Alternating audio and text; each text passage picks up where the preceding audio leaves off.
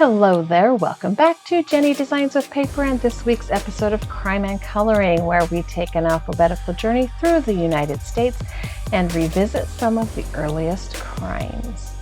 But before we talk crime, let's talk coloring. I will be using my Simon Says Stamp Intense Black ink to ink up the images in this My Favorite Things Tree-mendous Friends stamp set. This is a new one I purchased this year. I will be stamping it on Nina Classic Crest Solar White 80-pound cardstock. I will put them stamps in my Misty Stamp Positioner, and I will leave them there because when I am all done coloring, I will overstamp them to redefine some of the lines on these images. And I will be coloring the images with my Copic markers. I did break a couple of cardinal rules here. I did not leave my reds till the end, so I did have some bleeding. And these images are rather small, so they probably would have been a perfect for watercolor pens and a water brush. So I might try that again later.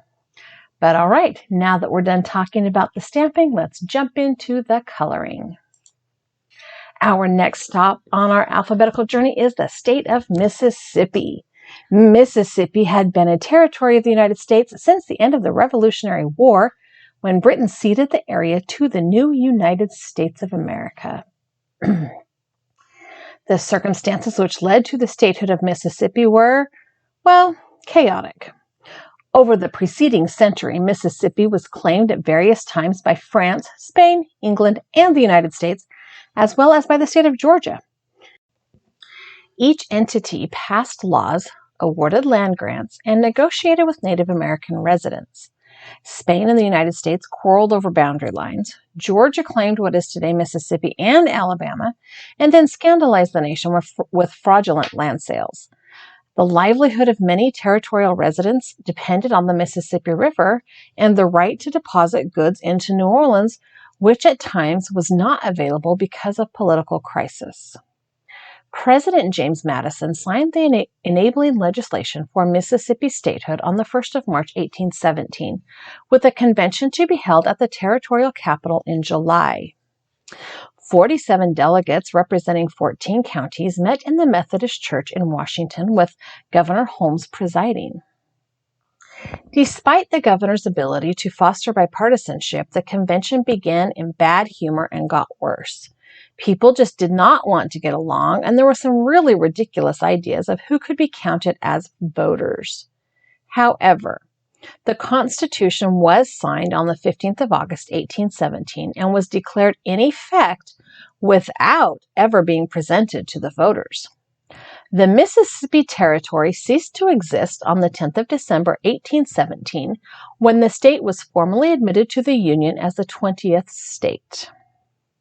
Mississippi is still known for a few interesting things. Teddy bears. That Theodore Roosevelt was in Mississippi on a hunting expedition in 1902 in Sharkey County. The president refused to shoot a captured bear, an act which resulted in the creation of the teddy bear. Famed hat maker John B. Stetson learned and practiced his hat-making craft at Dunn's Falls after the Civil War, and forever changed the hat-wearing game. The concept of selling shoes in boxes by the pair originated in a shoe parlor on Washington Street in Vicksburg. Coca-Cola was created in Atlanta, but was only available as a fountain drink. It wasn't bottled until 1894 in Vicksburg, Mississippi. The world's only cactus plantation is located in Edwards. And if Mississippi smells lemony fresh when you drive through, that's because pine sol was invented there in 1929. There are over 1 million soft toilet seats sold every year thanks to a patent owned by a man from Columbus, Mississippi. And last but not least, Mississippi is home to the Miracle Man. Now, before we get into the story of the Miracle Man, I think I need to give you a little bit of background on some of the other players in the game. You have probably heard of the KKK and the Knights of Columbus, two of the South's most infamous supremacy groups. Well, Mississippi, at the time of our story, also had a third player in that less than awesome game. This was a lesser known but still deadly group of people who seemed to be less discriminate about their actions but just as secretive. They were the White Caps. The white capping movement, as it was called, started in Indiana around 1837 as white males began forming secret societies in order to attempt to deliver what they considered justice on the new American frontier. Their justice was dished out independent from any actual lawman or state law. These groups, known as the White Caps, operated generally to preserve what they called community values. So men who neglected or abused their family, people who showed excessive laziness, and women who had children out of wedlock were all likely targets. As white capping spread into the southern states during the 1890s, the targets changed. In the South, white cap societies were generally made up of poor white farmers, frequently sharecroppers, and small landowners who operated to control the black laborers and prevent merchants from acquiring even more land in the South. In the South, the White Caps tried to force victims to abandon their home or property. And with the post-Civil War Reconstruction attention centered on producing cotton, the South's economy became very unbalanced. Many farmers went into debt and lost their lands due to merchants through mortgage foreclosures. The dispossessed turned on the merchants, they turned on African American laborers, and even sometimes on the new white tenants of the lands that they formerly owned. However, racism contributed to a huge problem in the South as well. This is Reconstruction, post-Civil War time. Prosperous black men or African American men who acquired land in the South frequently faced resentment that was expressed violently, and the White Caps were part of the effort to maintain this ugly white supremacy. Now, I don't have a lot of background on our cast of characters, both because the interesting part of the story happens later in life, but also because due to lack of records, how they became the men that they were is not really available. But the story of the Miracle Man is an interesting story in and of itself. Also, both of the main characters in our story today have the same first name, so I will be addressing them using their last names only. The first of our characters is a man named Will Purvis. In the year 1895, Purvis had just returned from school at the age of 19, and there was a secret clan growing in his hometown known as the White Caps, which had begun to overrun Mississippi. They banded together to promote a better regime of law and order. Their meetings were held in secret, and no one but a member knew of their meetings, or their meeting place, or their plans to meet even. The White Cap members swore in blood never to reveal their secrets, including who was a member and what crimes they were about to perpetrate. The White Caps were often held responsible for many acts of violence and disorder, and sometimes they actually hadn't done it. The lawmen in the area were very much opposed to the White Caps and their behavior, and the governor of the state even determined to destroy their power. Upon returning to his hometown after finishing school, Purvis joined this group. Soon after Purvis became a member of the White Clan, the White Caps, the White Caps called on a black man named Sam Waller.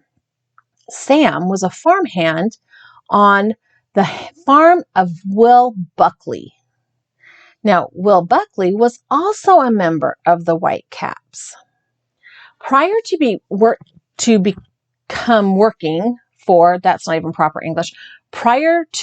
for Buckley, Sam had been working for an elderly widow in his community, but she could not pay him very much. Buckley knew of Sam's ability as a worker and finally obtained his service, meaning he finally convinced him to come to work on his farm for a higher wage. Now, the White Caps determined this act as injustice to the poor widow, and then and there marked Sam for vengeance. Now, I'm not sure why they took their vengeance out on Sam. He's just trying to support his family and not on Buckley, except that maybe it's because he was one of their own members. I don't know. Anyway, in early 1892, they arrived at the Buckley farm at night and took Sam out and gave him an unmerciful flogging. Purvis had nothing to do with the whipping, but was some reports say he was there when it took place, and some say that he was there in the planning, but not actually at the event. Buckley had known nothing of the Whitecaps' intention and was actually not even on his farm that day. Enraged at the uncalled for violence and the secrecy with which it was carried out, Buckley decided to submit the whole affair and expose the secrets of the Whitecaps to the next meeting of the grand jury. The grand jury was already in session in Marion County at the time. All the members of the Whitecaps were a little bit nervous over this, and they became very wary. They were also afraid that Sam, who had not died during the flogging, would recognize some of them. The Whitecaps called a meeting at Red Bluff on Pearl River, and the death lot was cast for the murder of Will and his brother Jim Buckley. So while the Buckleys were reporting the misdemeanors of the Klan to the grand jury, their neighbors were planning on murdering them. They held their meetings after dark and planned for the murder. Purvis had only attended 2 meetings of the Klan prior to this, and he arose and stated that as long as the Klan stuck to killing non-white people, I won't use the word that was quoted, that he was with them. But when it came to killing members of the white race, they could do it without him. And he resigned his membership that night and claimed to know nothing more of the activities of the Whitecap Klan. A true gentleman, right? Just kidding. That's total sarcasm. At the grand jury meeting, the Buckley's evidence was presented and indictments were brought against the 3 Whitecap members who were known to have been the most brutal in the attack on Sam. On their way home from the grand jury, the Buckley brothers and Sam were traveling down a forest path on horseback. And while they passed through a ravine, a hidden gunman shot Will Buckley dead. The gunman then jumped into the path, reloaded his gun, and shot at Buckley's brother and at Sam.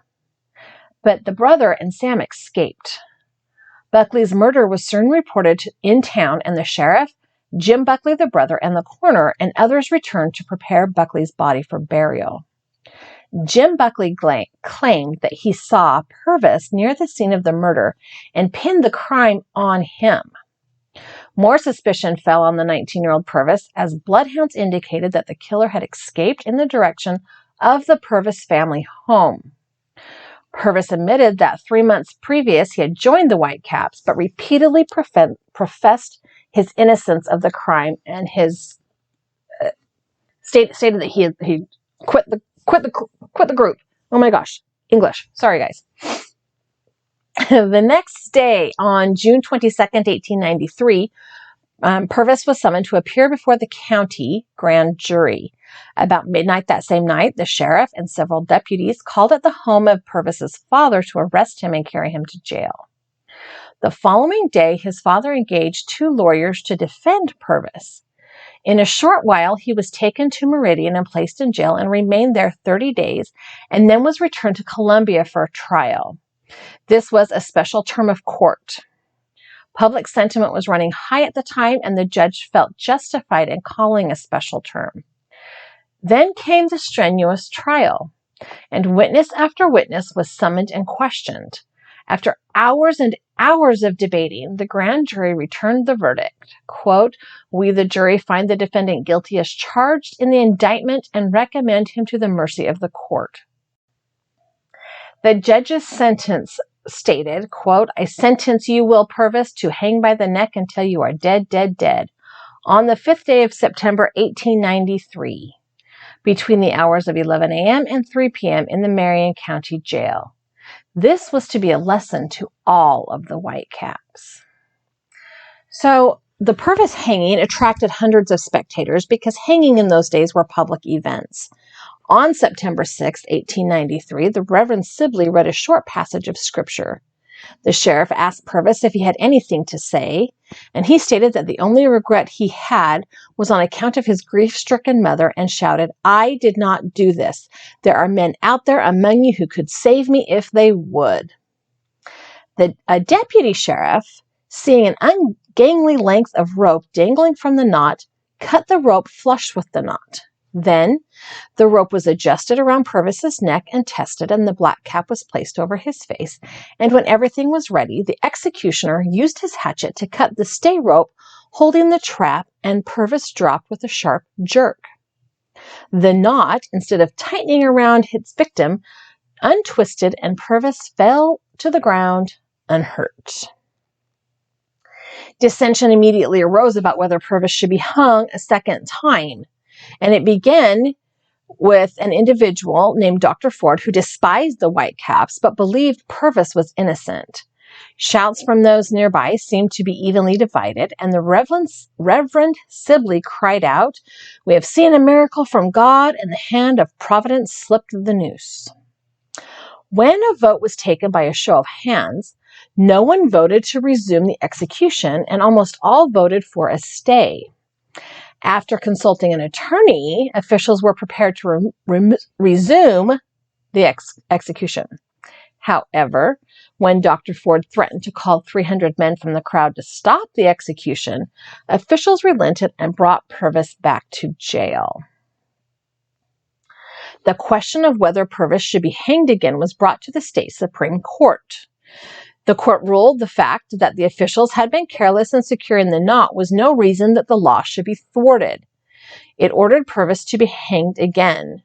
Purvis had been relocated to another town during the Supreme Court hearing, and then was returned to the original jail for the second hanging.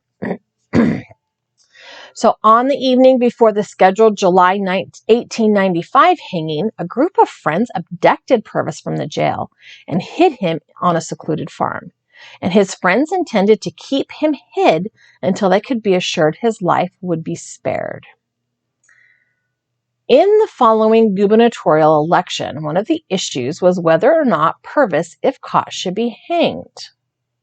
The candidate in favor of modifying the sentence, A.J. McLaurin, won the election. When he assumed office, Purvis voluntarily surrendered himself, and McLaurin, in accordance with his promise to the people, commuted the sentence to life in prison on March 12, 1896. 2 years later, the state's star witness, Jim Buckley, the brother of the dead Will Buckley, who had identified Purvis as the murderer, stated that he might have made a mistake and that it was possible it was not Purvis who he had seen. At that point, there was a petition started for the pardon of Purvis, and it received over 100 signatures among the members of the state legislature. The petition was signed by all of the officers in Marion County and 1,700 citizens of the county. Purvis was consequently given a full and unconditional pardon in December of 1898. When he arrived home, he settled down, and Purvis eventually married and raised a large family. He married a woman named Sarah M. Boone on about the 26th of September, 1900, in Marion County, Mississippi. They went on to have 5 children: William, Floyd, Gertrude, Thelma, Ella, Beatrice, Lethia, Velma, and Sarah Ruth. Later, after his innocence was established, the Mississippi legislature, on March 15, 1920, appropriated $5,000 compensation for the services performed in the penitentiary, which were mostly hard labor, through his erroneous conviction. Then, in 1917, another man, Joe Beard, became seriously ill and confessed to participating in the murder of Will Buckley. He named his accomplice who shot Buckley. Beard was supposed to shoot Buckley's 2 companions, but lost his nerve, allowing them to escape. Beard's accomplice could not ever be prosecuted because he died before he could sign a written confession. Now, I chose this story because of its fascinating name, Miracle Man, but also because I like it when good prevails, right? Not that this Will Purvis guy was a character that I really want to be friends with, but I love it when justice prevails. So that's why I picked this story. I also found it interesting that so many people in his community were both for and against him at the same time. Like, he had all of the whitecaps who probably were against him because he knew too much, but 1,700 members of his community voted to, or petitioned to have him exonerated. Now, I guess that's supposed because they knew he really did it. They couldn't stomach the fact that an innocent person was going to jail. I don't know. They did establish themselves as justice seekers in the original makeup of the group of people. Anyways, I was able to find a couple of photos of Will Purvis and his wife. So this rather grainy image appeared in a newspaper. This is a photo of Will. This is a tintype of Will and his wife. And also in Mississippi, there is a landmark talking about his failed hanging. Thank you so much for stopping by my channel today. I hope you have enjoyed this story. I have added a couple of other videos here I think you might enjoy, as well as a subscribe button. If you have not yet subscribed to my channel, I would love it if you did. Leave me a comment, give me a thumbs up, and have a great day.